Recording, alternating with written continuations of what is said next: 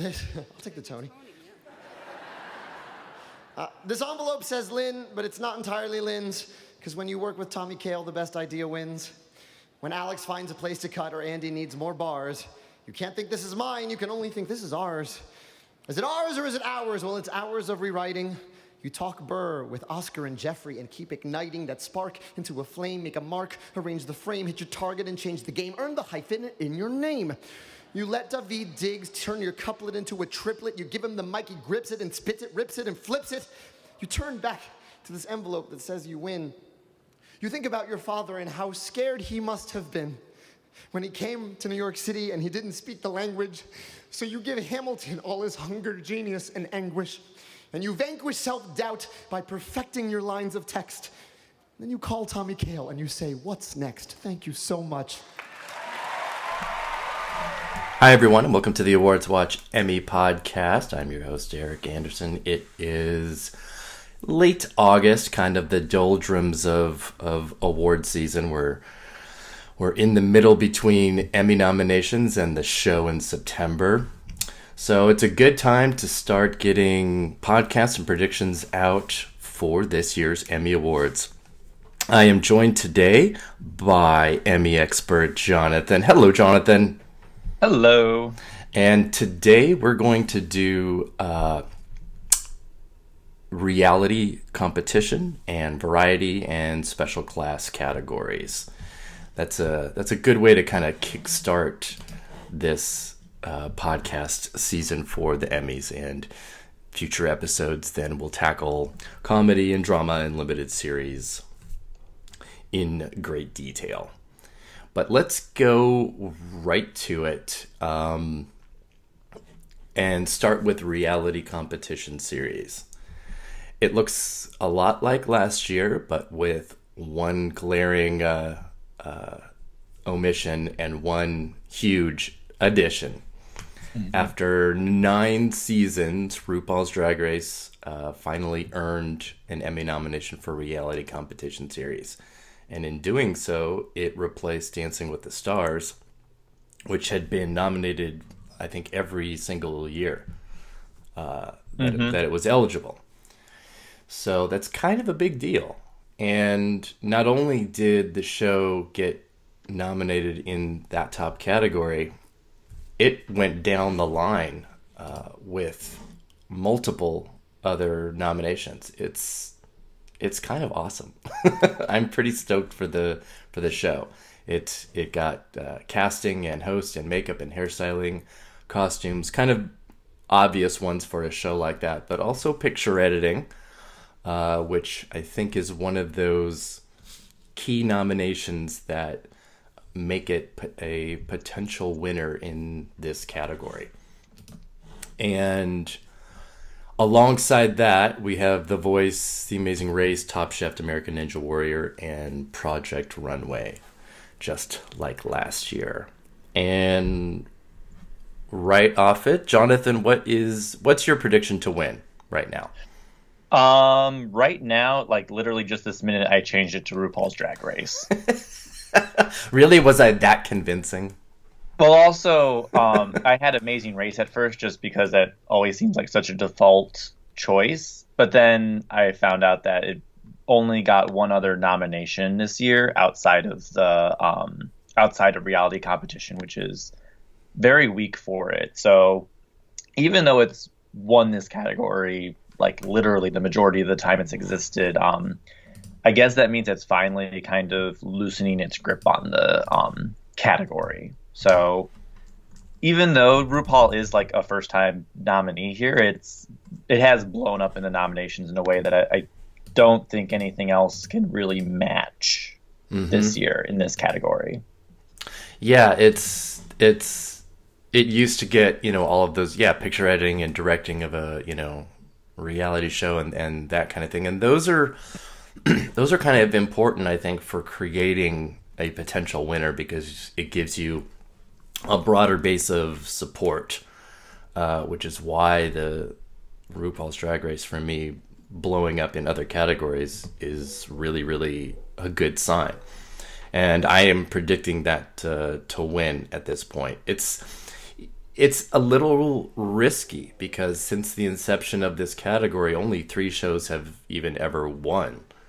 Top Chef, The Voice, and The Amazing Race. And it seems risky to have a new nominee, come in and win, but it feels like there's a lot going for it. I will say that The Voice, which is a previous winner, also does. It has technical direction and sound mixing and lighting and makeup and casting and a lot of nominations that Drag Race has, but a couple that it doesn't that I feel are pretty crucial.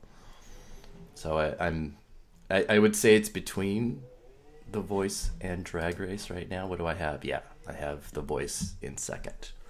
Mm-hmm. So I should probably even lower The Amazing Race because it certainly seems like the era of that show is done now. Yeah, I would agree with that. I even wondered at first about American Ninja Warrior, but it doesn't look like it actually got any other technical nominations this year, so maybe not then. But it does seem like it's kind of time for another show to win this category, but I don't know. I guess we'll see. Yeah, it's Both its only Emmy nominations ever are in this category for American Ninja Warrior, so probably not that one. Yeah, but... I mean that was last year's really big surprise. Mm-hmm. And this category is pretty stagnant. It stays the same almost year to year with maybe one replacement, and it also doesn't align with the host category. There isn't what you would kind of expect to see in the early years of this category. Jeff Probst won 4 years in a row when Survivor wasn't even nominated in the show category. So there's a lot of turnover in that category compared to reality TV, where I feel like I need to get to the wiki page for it, but I think there's very little. There's only like maybe 12 shows in the last 12 years that have been nominated in that category, which even by Academy standards is like very, very stagnant. Yeah, it is exactly right. Even by Emmy standards, that's a little surprising. Mm-hmm.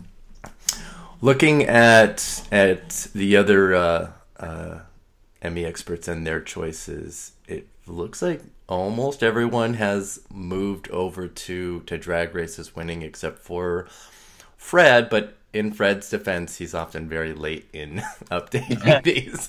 So I'm sure if I ping him and go, Fred, do you really think Amazing Race is winning? He'll go, oh my God, and change it. So it feels pretty strong. But like I said, The Voice coming in and winning again would 100% not surprise me. Mm-hmm. It is the reigning winner right now, so it could do it again quite easily. All right. Well, that's a good way for us to jump then right to host for a reality competition program, which this is a category I think is pretty tough, but I think there's only 2 contenders here. Yeah, it's last year's winner RuPaul Charles for RuPaul's Drag Race, which was a fantastic surprise win last year. Mm-hmm. And then Alec Baldwin, who obviously needs a 110th Emmy for his hosting of Match Game, which I think he's freaking hilarious on that show. I love him. I think it's perfect for him. And I'm actually predicting him to win. Okay, so am I right now. Yeah. I don't know. This is tough. It's funny because I didn't even think about the fact that he's also contending to the win for SNL this year. Oh, yes. But also I'm not predicting him to win there, which I know is anti-consensus, but... It feels inevitable, and it did really from the first time that he appeared on SNL. I was like, okay, well that's that's locked in. Well, when he was, it was supposed to just be a guest thing, and then reality happened. I think once that happened, it kind of felt like a diminishing returns thing on his part, and I'm still not sure if he's even going to return for the new season. Have we heard anything about that? It's gone back and forth where he said that he wouldn't and that he would, so I don't know. If it keeps him from making terrible movies, though, I'm totally okay with that. just stick him on TV and let him do Match Game and SNL, and that's good. But it does seem like a very Emmy thing to do, to maybe give him an Emmy for Match Game and then surprise snub him for SNL. So I'm pretty comfortable with that prediction right now. Yeah. I mean, him winning for Match Game would be like Jane Lynch winning for the Hollywood Game Night thing. It just feels like that. Yeah, kind of my logic right now. Although I would love to see Martha Stewart and Snoop Dogg win. That would be pretty exciting. It would be amazing, and I would love every single bit of that win. It looks Is like this going to be one for the Creative Arts or the Primetime Awards? This is Creative Arts. Okay. And actually both the guest categories and this will be in there. So if Baldwin wins, he'll have them both at the Creative Arts Emmys, which are the weekend before the real Emmys. Right. So yeah, he could be a double winner already by the week before the Emmys. Mm-hmm. I think it's going to be very close, very, very close. And I will probably between now and September 10th is it? I forget now when the Creative Arts are. Whatever, the second week of September. Right. I will go back and forth between RuPaul and Baldwin here as a potential winner. I don't know if there's much of a spoiler here. I don't think Heidi Klum and Tim Gunn, who are previous winners, really it doesn't make much sense for them as winners. Interestingly, though, there are 3 other new nominees. It is kind of a fun category in the sense that there's only 2 returning nominees, and that's RuPaul and the Heidi Klum and Tim Gunn. Because there's Martha Stewart and Snoop Dogg, like you mentioned. There's Gordon Ramsay for MasterChef Junior, who really shouldn't be in here. The show should, but he shouldn't. He's just awful. And W. Kamau Bell for United Shades of America, which would be that's an impressive nomination. It's a great nomination, and it would be a really cool win. I would love that. And I actually have him in 3rd place. And I see you have Martha Stewart and Snoop in 3rd place. He's behind he's in 5th for me right now, but I guess it's not impossible. This category feels very fluid, even though you have the 2 at the top. I wouldn't rule out anything in this category right now. Yeah, no, I agree. It's fluid is exactly right. It does feel like almost anything could happen here, and I like that. Mm-hmm.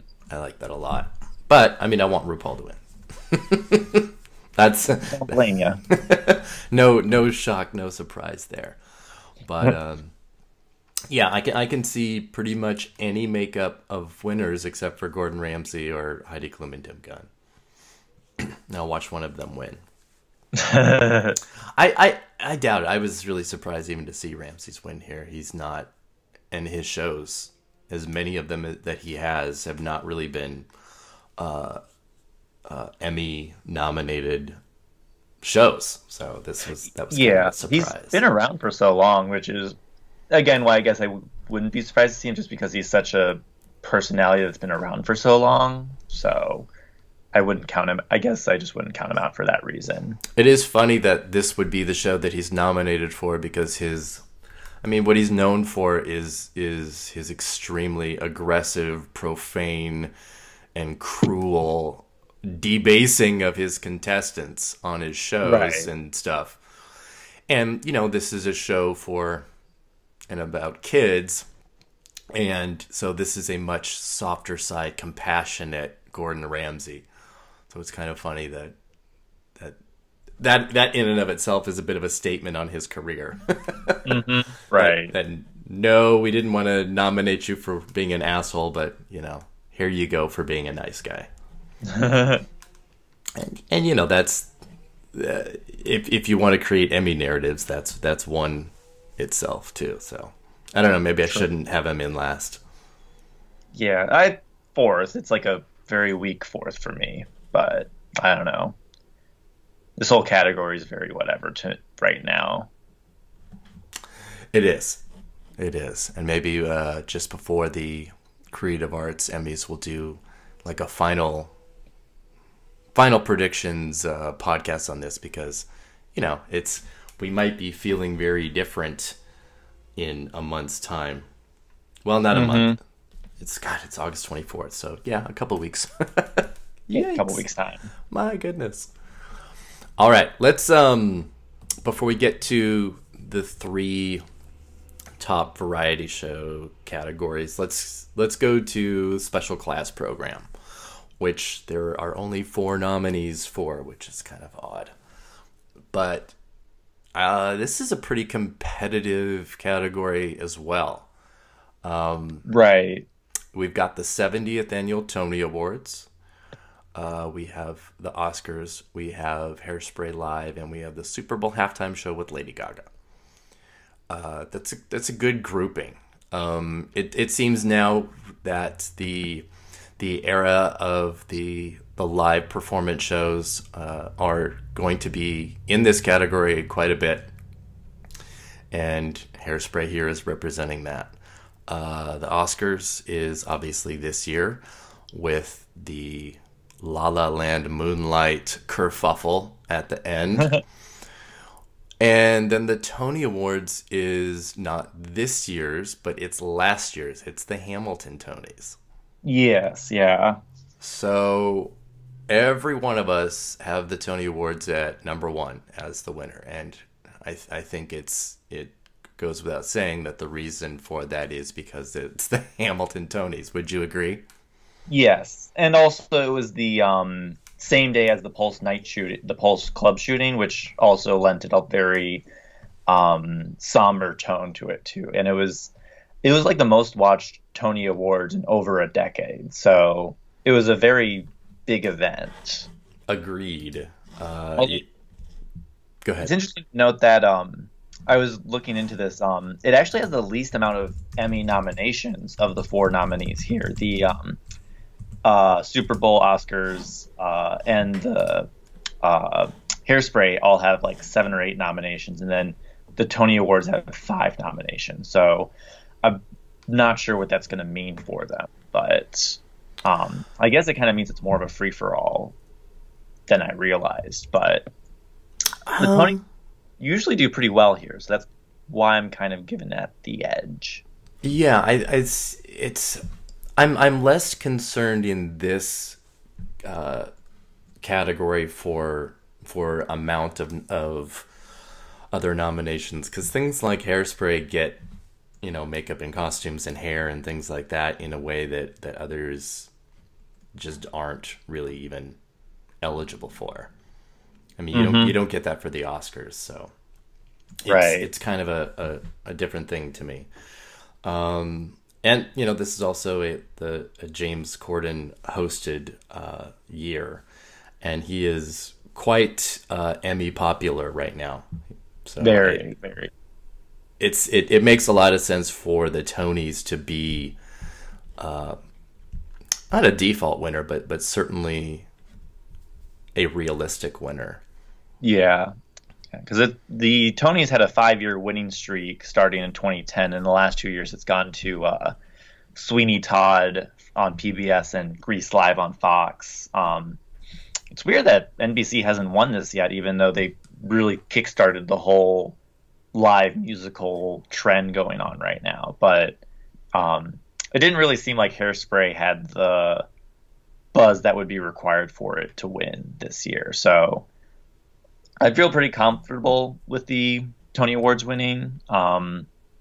Maybe Super Bowl could spoil as a totally out of nowhere surprise, even though they've all show. So, yeah, it's that would be a really strange win, the Super Bowl stuff, because they don't win this.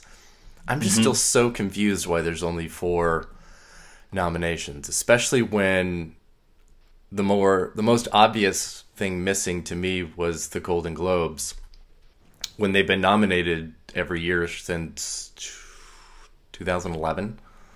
The backlash against Jimmy Fallon, I guess, was extra real this year. And maybe it was. It must have been.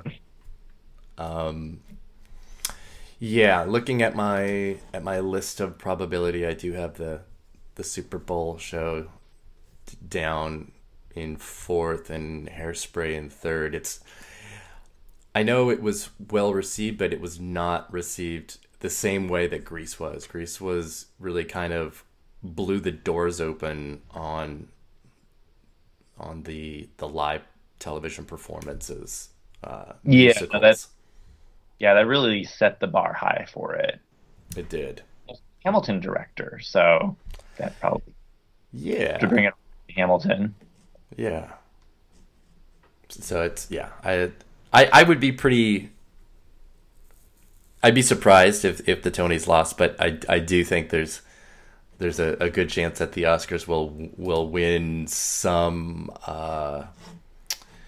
maybe like a technical direction for that that really perfect zoom at the end with the Moonlight Best Picture card. I mean, that alone should be an Emmy win. That would be perfect. All right.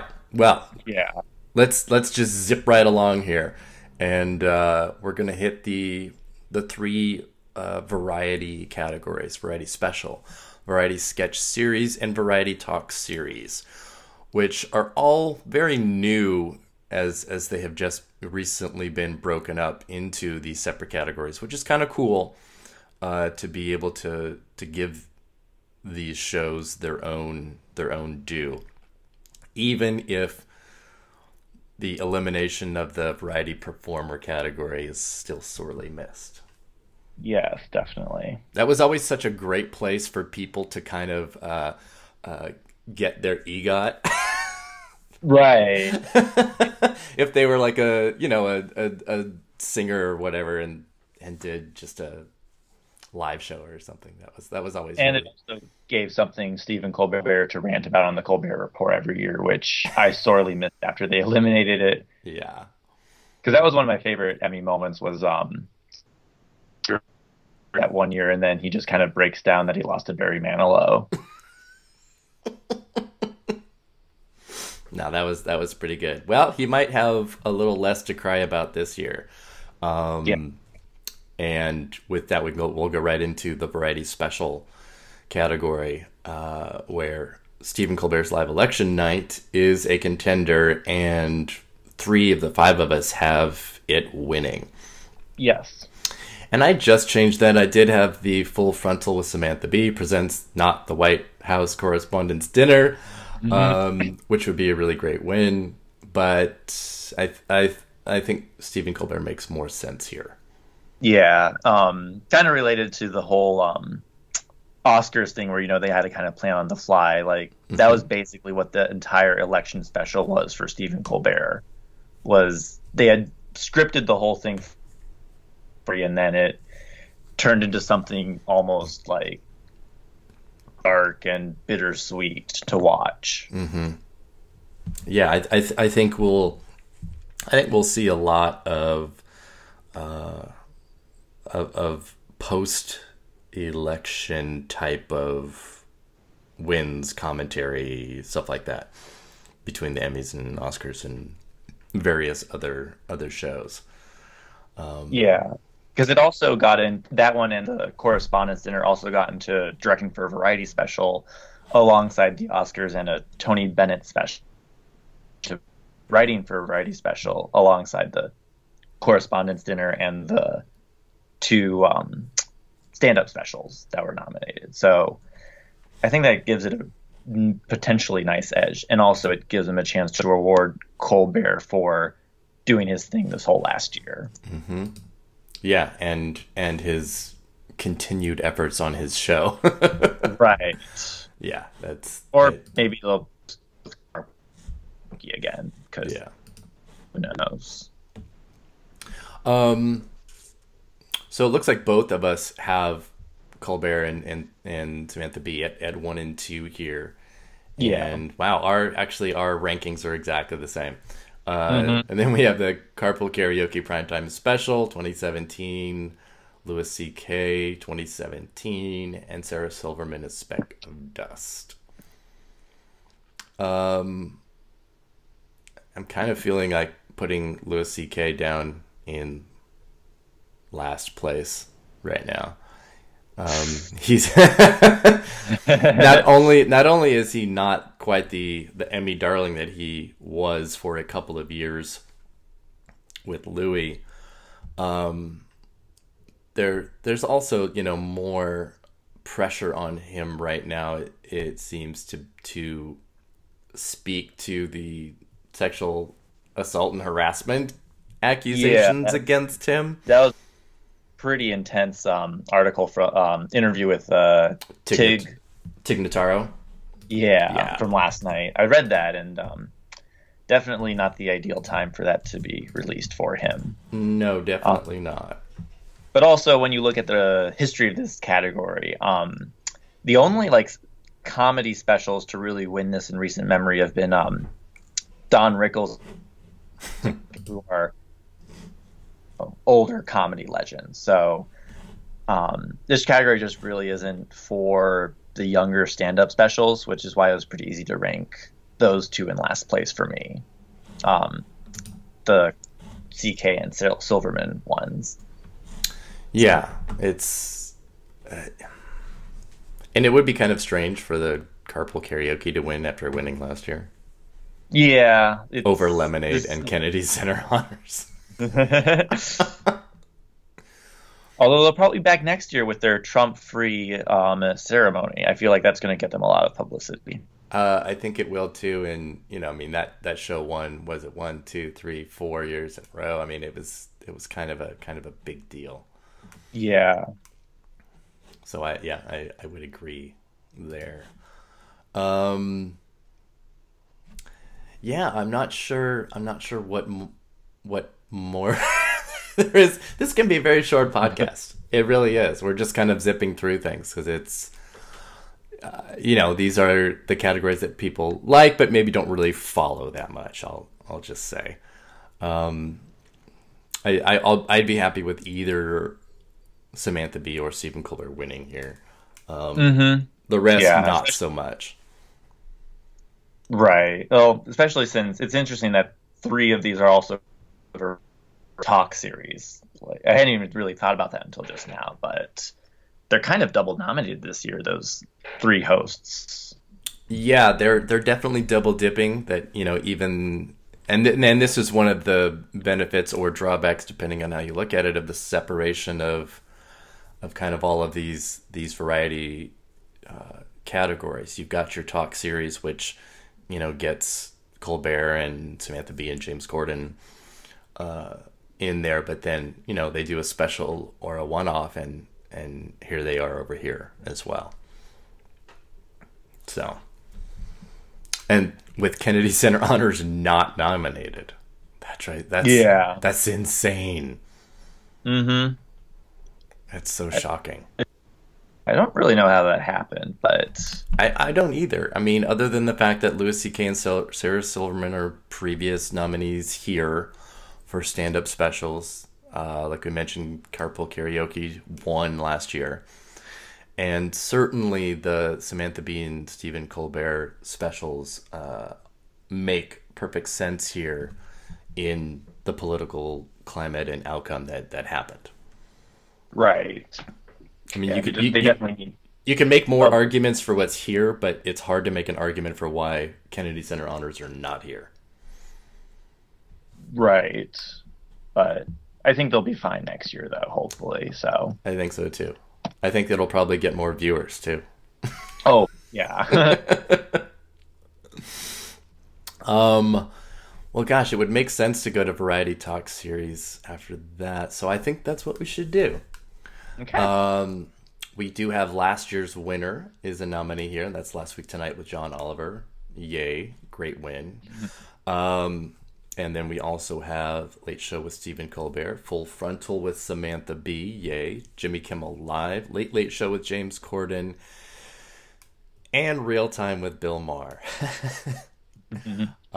Which was annoyed that you guys talked me out of predicting him. I know. And then I was like, oh, Seth Meyers might make sense, and then they nominated him anyway because people really like that band for some reason. I know this was an odd, not odd, but it was kind of a tough prediction when we were doing these because Bill Maher's latest controversy came up right at this middle of Emmy voting. So I think a lot of us, and certainly myself included, thought that was going to be kind of enough to not to get him kicked out of this category after being nominated every single year. Yet the show has never won a single Emmy. Right. And it seemed like, again, we were looking at, these social and political reasons for things to be in and things to be snubbed.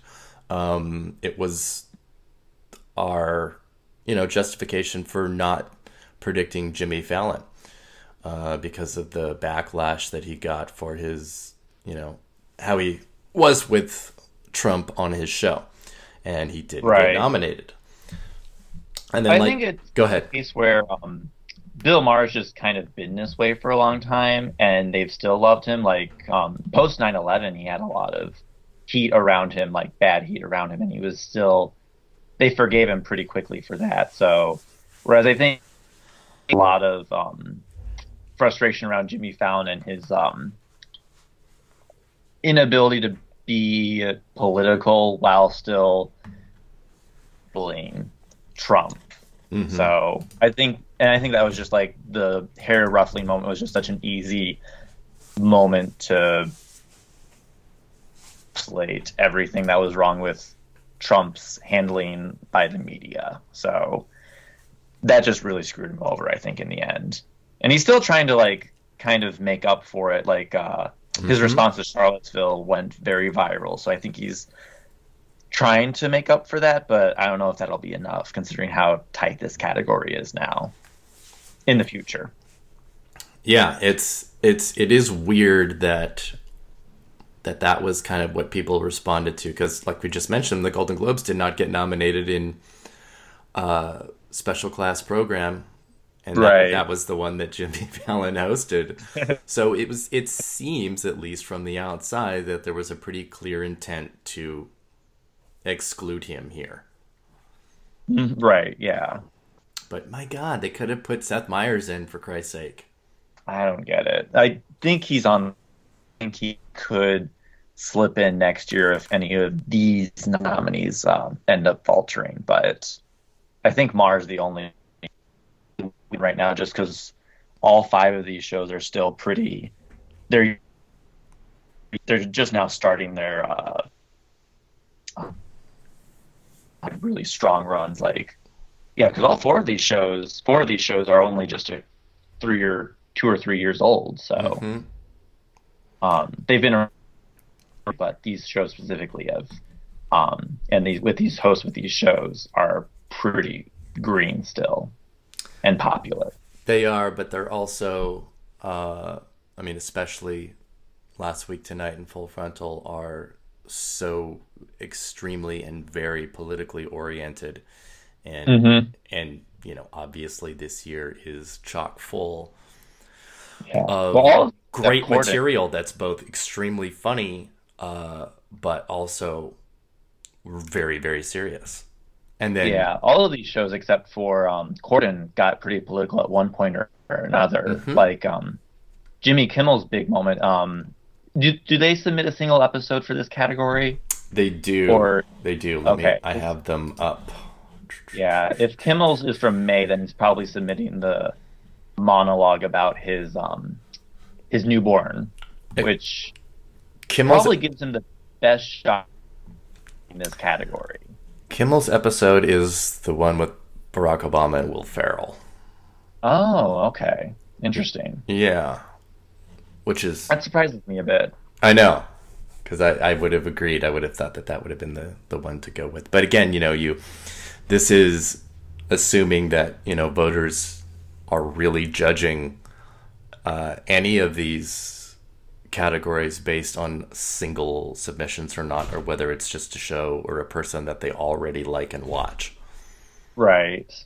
Yeah. I ultimately have John Oliver winning just because it can get very stagnant, as the winning streaks for Comedy Central showed. And John Oliver, I think, has managed to maintain his relevancy in a very impressive way this whole year, especially with Trump. And those videos still go very viral every Monday. So, yeah, no, this is absolutely a category that he could and probably will win again. Mm-hmm. It makes sense. He's gotten the most attention for his commentary, but it would be pretty great for Samantha Bee to be able to come in and swoop in there. I would love that. Oh, I would kill to see a Samantha Bee Emmy acceptance speech. I would too. And I they're all my top three, and I kind of keep moving them around. I mean, I have Colbert in there as the winner right now, but I don't know. Yeah, he's definitely my runner-up, and that's a case where I have Oliver predicted, but I would not be surprised by a Colbert win, just because he's also definitely been a very consistent voice for the last 6-7 months. So, yeah. And he's managed to get some very big water cooler moments, like getting Scaramucci on his show, or that Daily Show reunion episode he had back in May. And he's dominated the managing to overtake Jimmy Fallon in total viewers, which is really the first big shakeup ratings wise in the late night arena in ages. So yeah, that kind of buzz could definitely help him too. Yeah, that's absolutely true. Yeah, I mean, this is a category too where I see 6 nominees and I'd be pretty happy with 3 of them. And I feel like the 3 that I like the best have the best chance too. So hopefully I don't have too much bias there, but right, we'll see.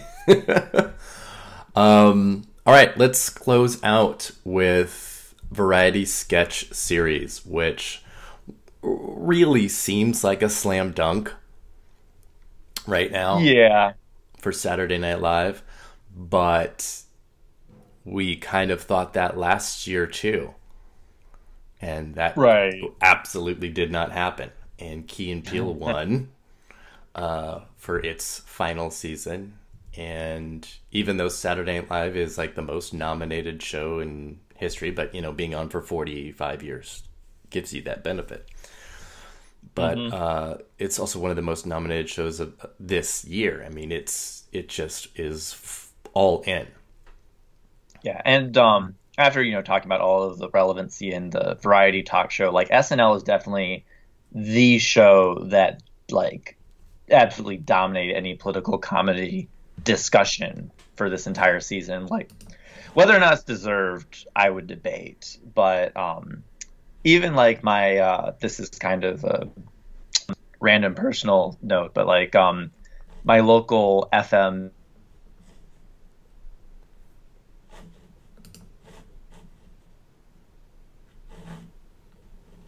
like Trump endorsement stuff that feels like Trump endorsement to me. But then she also talked about Saturday Night Live and how hilarious she found that show to be. So it's like clearly it's the show that everyone talked about this year. This TV season, I feel like it pretty much eclipsed even any scripted comedy or drama. So it would be very bizarre to see it lose after what is probably its most discussed season ever. It's not, especially since it's not even just that. The sheer level of acting nominations this show got this year was beyond. It has half of the supporting actress in a comedy series nominations. It has 3 of those. It has 3 in guest actor, 2 in guest actress, and 1 in supporting actor. That is just a lock here. It has writing and direction, music and lighting and makeup and editing and hairstyling and costumes and production. It has everything. And the weird thing about this show is, unlike a lot of other shows, it has the ability to transcend a single genre and category, which is either fair or not fair. It gets to compete in variety. It gets to compete in comedy series. It gets to compete in reality. It kind of gets to do more than what most shows get to do. Right. Which is, it's the rules of the Television Academy. They allow it. I don't know if it's entirely fair. But again, if you're not going to allow for performance categories within the variety genre, then they'll show up in the comedy categories if they're allowed. This is one of the reasons why variety performer not only should have not been eliminated, it should have been expanded. Would not be surprised if after this SNL dominance, there's a sudden kind of push to reform that, just because of how much SNL dominated those categories and kind of probably shut out other traditional. Because we saw that when Orange is the New Black broke out, that's when they were suddenly hour-long equals drama very firmly. And then also they had the change of guest actors must not be in every episode. So I wouldn't be that 50% rule. Right. If we suddenly see some sort of reform on that end. I wouldn't be surprised, because reality categories and variety have gone through more changes and amendments than other categories really have, and they need to, because it is kind of constantly changing. The face of television is changing, and it's warranted. I think there should be an expansion of this, even though many people will be like, oh my god, the Emmys already have 8,000 categories, they're almost as bad as the Grammys. But I don't care. It makes more sense. We've already before, so yeah. So that being said, all of us have Saturday Night Live as the presumptive winner here. I think it's. I would just be so shocked if that did not happen. Again, we can't even agree on runner-up choice. It seems like some people have Billy on the Street, some people have Tracy Ullman's show. Mm-hmm. I have Documentary Now, and then there's the even Portlandia and Drunk History have been around long enough in this category that maybe they could, but none of them, because Inside Amy Schumer years ago, a juggernaut of buzz. Mm-hmm. And last year, Key and Peele, they had been around for 5 consistent seasons, and it was their final season. And SNL didn't really have nearly as much as it does now. So I think most people, I just kind of assumed SNL would win last year because that's what they do, and they wouldn't be hip enough for Key and Peele. But now I think there's just they have enough buzz around them to clearly jump ahead. Yeah, I'm with you on that. And And, if we're talking again about episode submissions, sometimes it will matter and sometimes not. SNL's submission is the Dave Chappelle episode. Yeah, that's brilliant choice on their part. It is. It's the right choice. Mm-hmm. Tracy Ullman is her first episode, which is really good. Drunk History still has yet to submit an episode that we know of anyway, which is strange, but it's fine because they're not winning anyway. Well, they have a Hamilton episode, so that could always help. Yeah, I don't know why they don't just do that. I figure if any show even mentions the word Hamilton, that should be their submission. Hamilton episode design nomination too. Mm-hmm. I love that show. It's really fun. It is. But yeah, it's for Saturday Night Live to lose here would be it might bizarre. It might be the biggest surprise of like any win. I couldn't think of anything else losing that would be a bigger surprise than that, honestly. Yeah, that's the one you can most easily lay down money on and feel comfortable with. Which is why it's super risky, because it is the goddamn Emmys, for Christ's sake. Right? Well, that kind of covers our variety and reality categories. We did not get into directing and writing and all that because, we do want to kind of make it for a bit of a tighter podcast. And right. We're pushing an hour as it is with this, which means once we get to comedy and drama, you better sit in for like 2 hours plus. Because those are going to be crazy. Mm-hmm. No, these are pretty clear cut or simple, I think. These categories we just covered, but yeah, I think you never know. You don't, but yeah, you're right. I think most of us are like there's a one or two choices here, and anything outside of that would be a surprise win. But yep, it is the Emmys, and they have surprised us before.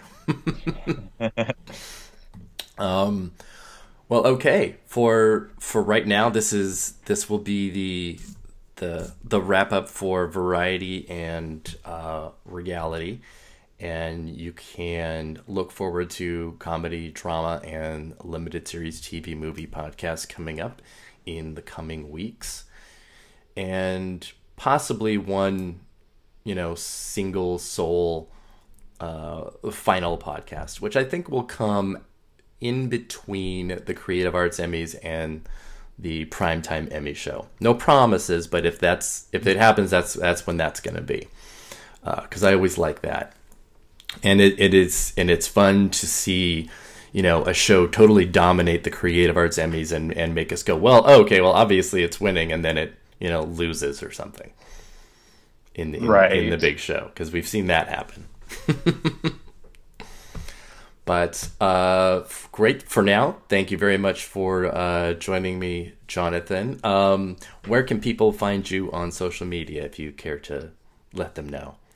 Yeah, on Twitter, I'm JM_BOEHLE. That's my main handle that you can find me at. Great. And Jonathan also is an active participant in the Awards Watch forums and writes for the main page once in a while. I always love having Jonathan write pieces for the main page. And we are at awards_watch on Twitter. You can like us on Facebook and follow us on Instagram. And please visit the main page of Awards Watch, where these Emmy winner predictions in, 30 categories now, are up and updated. So you can see where we are at any given moment, which is always a lot of fun. So for now, we will sign off, and then you'll hear from us again with the upcoming podcast. Thank you again very much, Jonathan. Thank you. All right. Bye.